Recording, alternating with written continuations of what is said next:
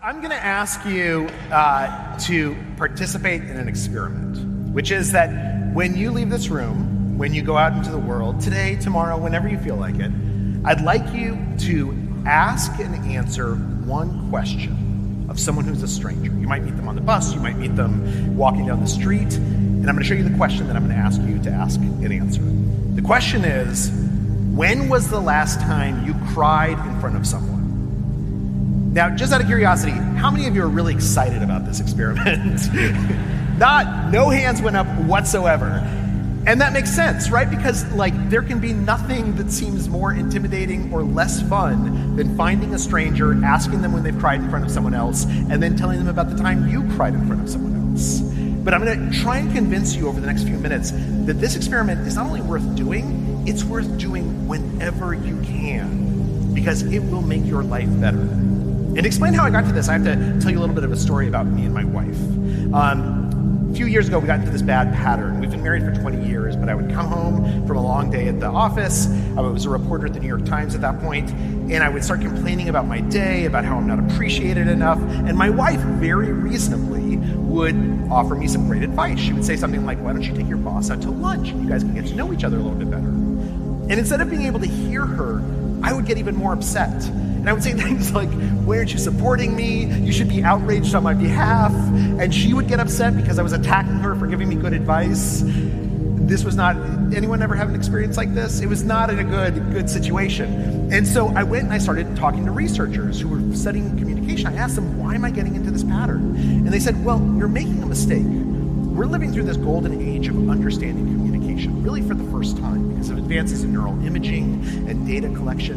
And they said one of the big things that we've learned is that we tend to think of a discussion as being just one conversation, right? We're talking about one thing, my day, or the kids' grades, or what to have for dinner. But what they said is that actually each discussion contains many different conversations. And in general, these conversations tend to fall into one of three buckets.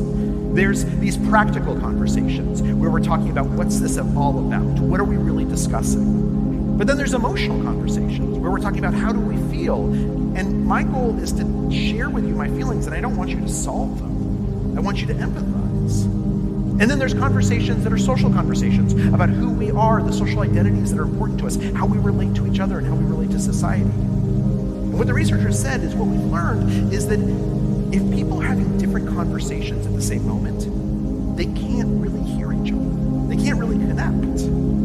And in fact, this is exactly what was happening with me and my wife, right? I was coming home and having an emotional conversation. My wife was responding with a practical conversation. They are both legitimate conversations, but because we weren't having the same conversation at the same moment, we weren't really communicating with each other. And within neurology and psychology, this insight has become so important that it's become known as the matching principle, which says that successful communication requires recognizing what kind of conversation is occurring and then matching each other. But how do we do that? Well, in schools, they've actually taught teachers to do this. If you are a school teacher, and you'll probably learn at some point that if a student comes up to you with a problem or they want something they want to talk about, you should ask them, do you want to be helped, which is a practical conversation? Do you want to be hugged, which is an emotional conversation? Or do you want to be heard, which is the social conversation? And it seems to work. It seems like if you ask students what they need, they'll tell you. But of course, that is hard to do in real life, right? If you go up and you ask someone at work if they want a hug, the HR might get involved. So you might not want to do that. But luckily, there is another way of doing this for all of us normal people, which is to ask questions. And in particular, to ask a certain type of question, a special question, what's known as a deep question. A deep question is something that invites us to talk about our values or our beliefs or our experiences. And that can sound a little intimidating, but it's actually much easier than it sounds. For instance, instead of asking someone, where do you work? You could ask them, what do you love about your job? Instead of asking someone, where did you go to high school? You could say, what was high school like? Wait, what did you learn there? What changed you there? Put differently, instead of asking about the facts of someone's life, we should ask them how they feel about their life. Because when we do, they tend to reveal to us who they really are. They tend to tell us what they want not only out of this conversation, but how they hope that we'll see them and how they want to see us, what matters to them most. In In fact, what studies show us is that this is so powerful because these kinds of questions allow us to be vulnerable. And vulnerability and reciprocal vulnerability, when we hear vulnerability and we become vulnerable in return, is the key to allowing us to connect with other people. And to explain how this works, I want to tell you a story about this guy, Dr. Bafar Adai. Dr. Adai is a cancer surgeon in New York City. He specializes in prostate cancer, removing cancer tumors from prostates. And he has this kind of interesting job because every single day a patient will come into his office asking, he thinks, for medical advice. And what he will tell them is, you should not get surgery.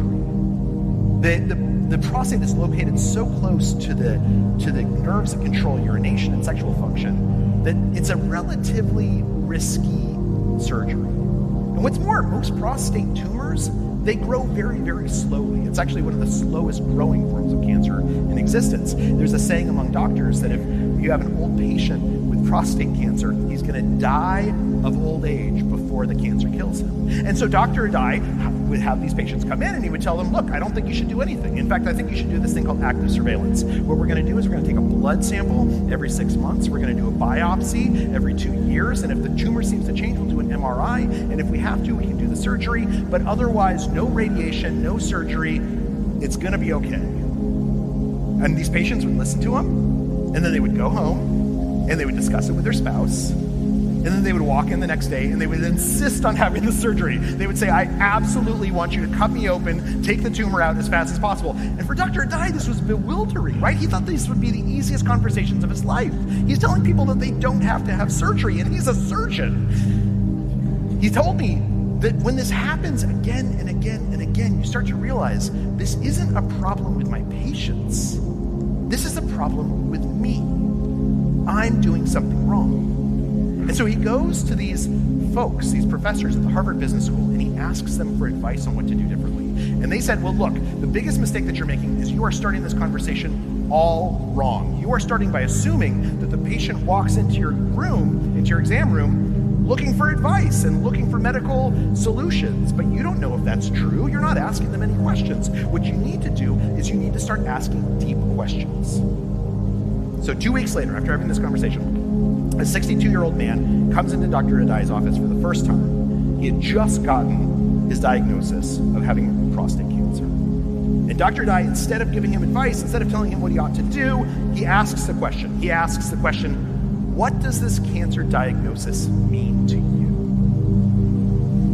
And the man starts talking, and he starts talking about how his father had died when he was 17 years old. And this had just been so hard for him, and it had been so hard for his mom. And then he starts talking about how at work he's worried that the younger employees, if they find out that he has cancer, they're going to start looking at him differently. They're going to be already writing him into the grave, even though he's got 20 or 30 years left on his career. And then he starts talking about his grandchildren and his fears for the world they're inheriting with climate change and everything else that's going on. Dr. Adai had expected this guy to at least bring up cancer, to at least mention mortality or pain, but it never came up. And at that moment, Dr. Adai realized, because he had asked this deep question, that this man wanted to have an emotional conversation. He wanted to talk about how do we feel. He needed to be hugged. And so Dr. Adai didn't actually hug him, right? But he did the verbal equivalent. And he started talking about how he understood that his own father had gotten sick and that it had been terrifying for them, but it had also brought them together in these ways that he didn't actually anticipate. And they talk about this for 8 minutes, just 8 minutes. And then Dr. Adai says, look, do you mind? There's some medical options I'd like to talk over with you. Is that okay? And they move into a practical conversation together, and within 7 more minutes, the man decides to do active surveillance and never looks back. Dr. Adai's patients overwhelmingly now opt for active surveillance, his advice, because of this approach.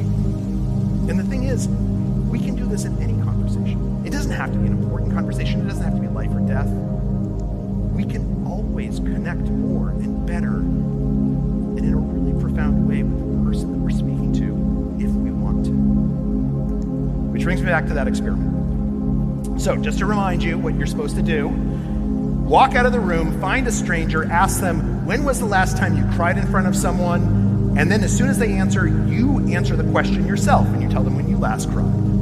Let me just say, this experiment has been done thousands and thousands of times, most notably by a guy named Nick Epley at the University of Chicago. People hate this experiment. Nobody who participates comes in and is like, I'm really looking, this is going to be a great time. Instead, what they say is, I do not want to do this. This sounds terrible. But they're in an experiment. They basically have to do it, right? They're in the room. They get paired with a partner. They go and they ask the question, ask and answer. And then Nick Epley afterwards asks them, what was that like? And what people say are things like, oh my gosh, I felt so connected to that person, more connected than to people in other conversations in a while. I felt more caring towards them, and I felt like they were really caring about me. I felt like they listened so attentively, and it was really easy for me to listen to what they were saying. Ultimately, almost everyone says this is one of the best conversations that they've had in the last week, the last month, the last year. And they say things like, I'm so glad I got paired with that person because they were exactly right for me, when in truth, the only thing that was right is that they were a stranger and they had the right question, the right kind of question to ask. So why? Why is this so powerful? Why is asking this question, why does it help us connect so well? Because it's a deep question. It allows us to say something real. And when we ask deep questions, we figure out which of the three conversations we're in, what we're talking about, what everyone really wants out of this dialogue. And that is how we connect with each other. We are living through a time of polarization and division. We have forgotten how to have conversations.